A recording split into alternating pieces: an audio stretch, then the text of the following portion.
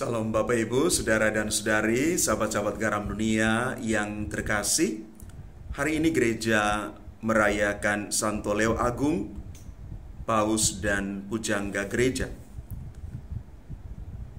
Santo Leo Agung pernah mengatakan begini, bahwa tidak seorang pun dapat dibebaskan dari keadaan Adam yang lama selain melalui sakramen pembaptisan Kristus.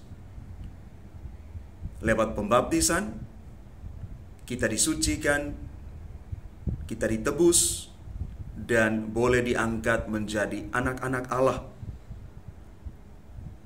Di dalam Kristus, Adam yang baru, kita beroleh keselamatan kekal.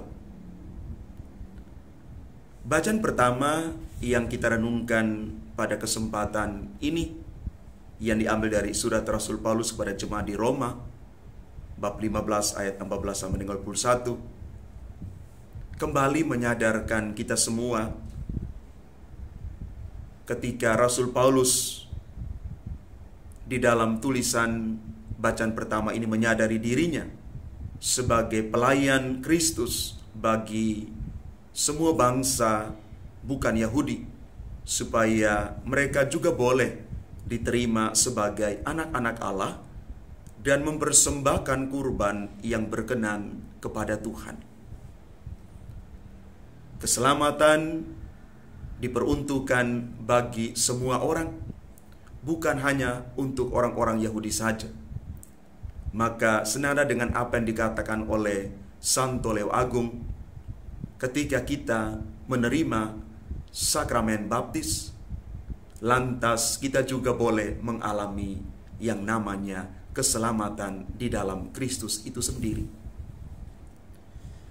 Dan selanjutnya di dalam Injil Lukas bab 16 ayat 1 sampai 8, kita mendengar satu ilustrasi pengalaman iman yang luar biasa dari seorang bendahara yang diceritakan di dalam Injil Lukas,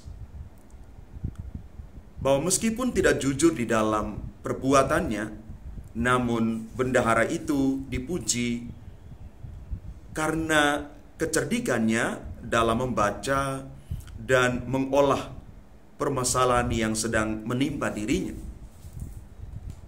Dia bisa keluar dari kemelut yang dia hadapi karena pekerjaannya dia, dan dia boleh mengalami yang namanya perubahan dalam hidup. Maka sebenarnya inti penting dari perikop Injil hari ini adalah ajakan untuk belajar membangun spirit, semangat pelayanan di atas fondasi kejujuran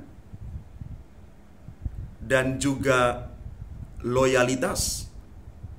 Nilai ini amatlah diperlukan dalam setiap situasi kehidupan, termasuk di dalam pengelolaan keuangan dan harta benda yang dipercayakan kepada siapa saja. Tanpa kejujuran, akan terjadi berbagai penyimpangan dan penyelewengan dalam bentuk apapun. Bisa berupa korupsi dan lain sebagainya.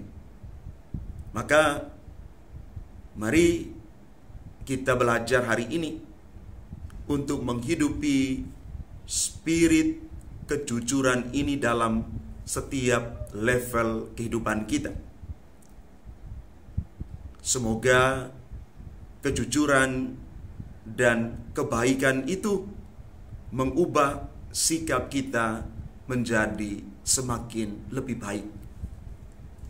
Semoga kita juga boleh mengalami keselamatan, pembaruan hidup karena perbuatan-perbuatan baik dan semangat kejujuran yang kita perjuangkan setiap hari. Tuhan memberkati kita sekalian. Amin.